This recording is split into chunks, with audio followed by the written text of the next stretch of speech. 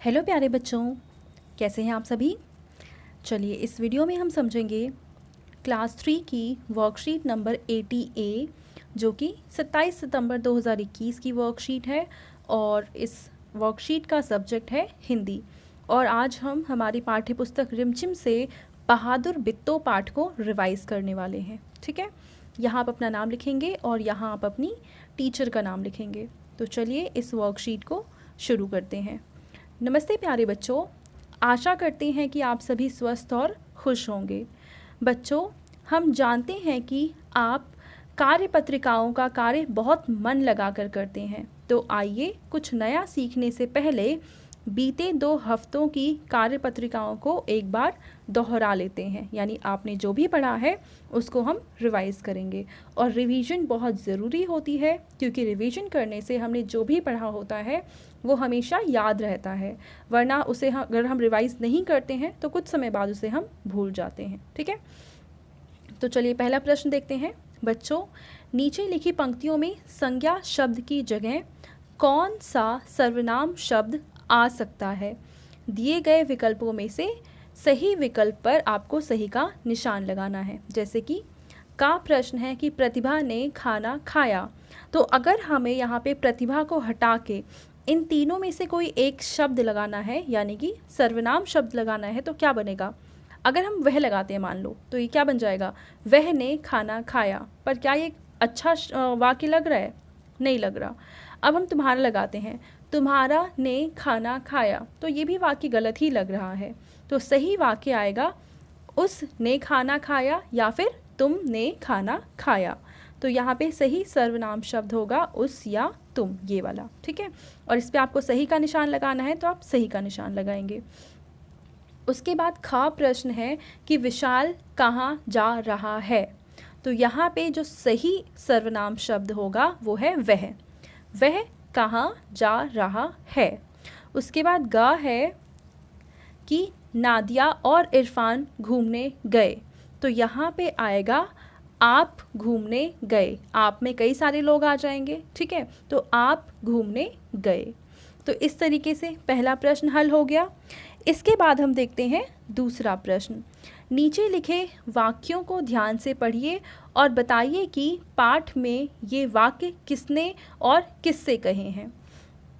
तो देखिए, पहला वाक्य है कि बच्चे रोटी किस चीज़ के साथ खाएंगे, तो ये वाक्य कहा था बित्तो ने, और किससे कहा था? किसान से कहा था। अगला यहाँ पे वाक्य है कि शेर राजा, हमारी गाय तो बड़ी मरियल है। ये वाक्य कहे थे किसान ने। किसान सही, यहाँ पे नाम आएगा किसान। और किससे कहे थे? ये कहे थे शेर से। तो दूसरे का हमने देखा, पहले बॉक्स में आया किसान और दूसरे बॉक्स में आ गया शेर। तीसरा वाक्य है कुछ ना पूछो, आज मुश्किल से जान बची है। ये किसने कहा था? ये कहा था शेर ने। और किससे कहा था? भेड़िए से कहा था। तो यहाँ पे आप भेड़िया लिख देंगे। ठीक है, भेड़िया। मैं चलो इसको थोड़ा सा ठीक कर देती हूँ जिससे आपको अच्छे से समझ में आए। तो आप यहाँ पे लिखेंगे भेड़िया। ठीक है, ये नहीं आएगा, भेड़िया।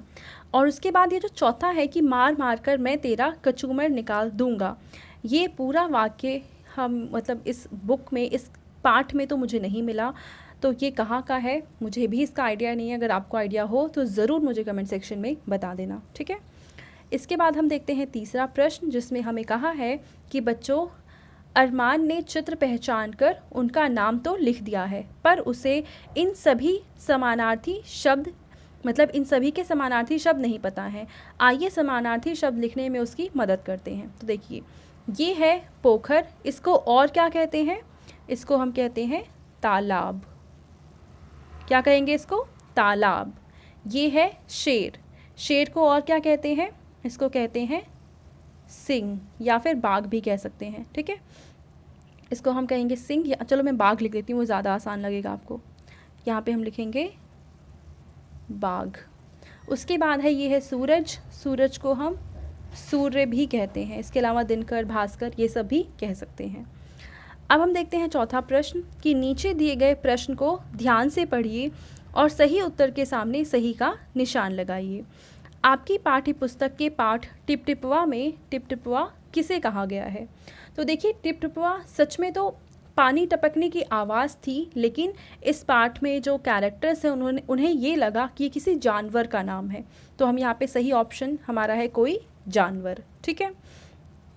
अब आपके पेरेंट्स के लिए सुझाव है कि बच्चों को बातचीत के माध्यम से बताइए कि हमें प्रत्येक कार्य को एकाग्रित होकर यानी पूरे फोकस के साथ और लगन से करना चाहिए।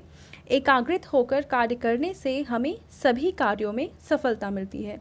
यानी जब भी हम कोई काम करते हैं और उसमें हम पूरा अटेंशन देते हैं, पूरा फोकस लगाते हैं, तो वो काम ज़रूर बहुत अच्छे से हम कर पाते हैं। ठीक है। और आपको भी ये सारी वर्कशीट और ये जो आप पढ़ाई कर रहे हैं, आपको पूरी एकाग्रता से पूरे फोकस के साथ करना चाहिए।